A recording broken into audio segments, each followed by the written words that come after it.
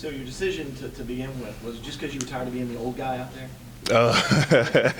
I guess you could say that. A lot of people forget that, I went to Hargrave out of high school. That's a semester right there that was taken from my college. And then 4 years on top of that, just beating down the body, right after the season. And not a lot of people know we're right back at it in January after the bowl game.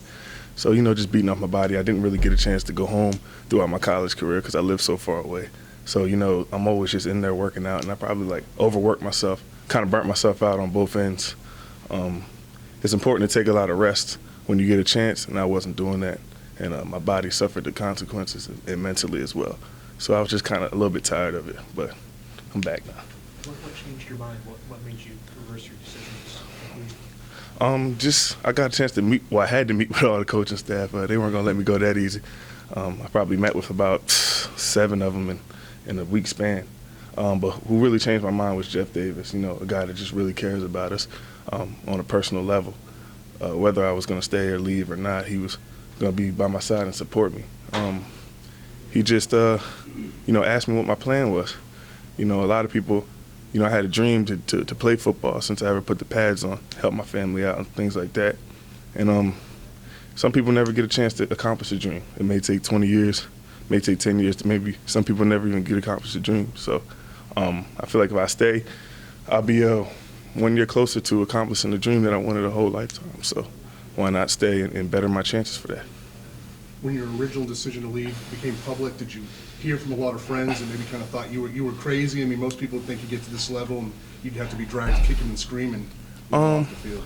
Yeah, a little bit, but not so much. Maybe my mom so much thought I was crazy. But I do appreciate all the fans and their support.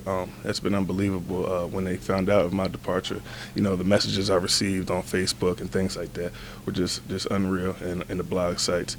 But, I told a few of them on the field Saturday before I announced that I was coming back because I kind of felt bad going down Tiger Walk and all them wishing me luck and thanking me and all that thing. I felt kind of bad because I actually made my decision on Thursday to come back, so it was pretty fast. I kind of felt bad, but I'm just glad I'm back now.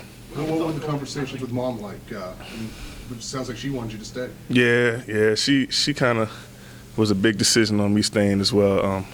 She's really proud of me either way and what I was going to do. She was going to do anything she could to help me, and as I tried to go to the next level and whatnot. But as a mother, she knows best, so she kind of kicked my butt in the right direction as well. What's your thought?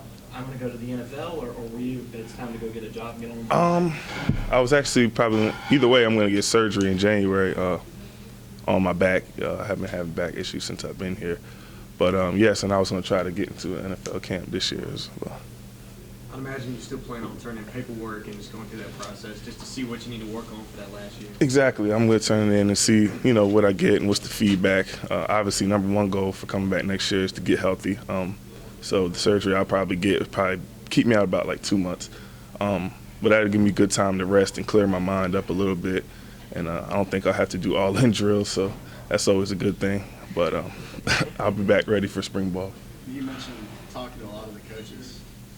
Did you feel like you were kind of getting recruited, kind of like you were when you were coming out of Hargrave?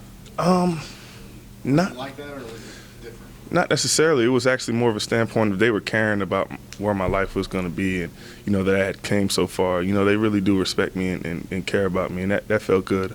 It was funny because on the field right before the game, Coach V was telling me it was an honor that he got to coach me and he's going to miss me, and I said, Coach, I'm staying. And he kind of looked back like, what? And he kind of he said he got some hairs on the back of his neck stood up, and he thought he was going to cry, he said, before the game. But, that felt good to hear that, it'll be appreciated that I will come back and help the team out next year and help a lot of the young guys as I have before. I got a few projects I'm working on right now, Kevin Dodd and Scott Pagano, kind of taking them underneath my wings and helping them become better in the weight room and on the field. So I'm looking forward to doing that with more of the guys. As far as being worn down, is it more mental, more physical, about 50-50 split? It's about a 50-50 split with school and just football, just beating up the body. Not a lot of people understand how much of a grind it really is to be here. It's a 365-day-a-year job, you know what I mean? If you don't take your breaks right, you're going to get burned out. It's going to happen fast. So, it's just I'm graduating in December in a couple weeks. So, that takes a lot of pressure off me on the school aspect for next year. and I can just concentrate on getting my body healthy and rehabbing. Kind of be on the Taj Boyd class schedule, it sounds like, the next year. Nah, yeah, I'm actually graduating in December, so I had to take full loads of classes. I think Taj found a way to space it out where he only had one class in the fall, but kind of got to take the full load. All set? So I was going to ask you about the play Saturday. Who did you have to get permission from to dive in and, through the meeting? Talk about that. I kind of actually, Coach Brooks, he kind of gave us that okay in practice. He said if with the way that their offense is, their offensive linemen like to space out a little bit. It's not like your typical splits from offensive linemen. And he said, man, if you can squeeze in there and get it, then go ahead and get it. And I asked him before the play, Coach, they lined up kind of wide. Can I just go in there and just get and just dive? If anybody's seen my highlight tapes from high school, you'll see that, that's all I used to do is just line up in the gaps and just fire off so fast and tackle the quarterback before he even got a chance to do anything. And I said, Coach, if you let me do this, I'm going to make the play. He said, all right, if you can do it, go ahead. I said, okay. So that's how that went. What would happen if you couldn't do it? Probably would have got in trouble. Thanks, Josh.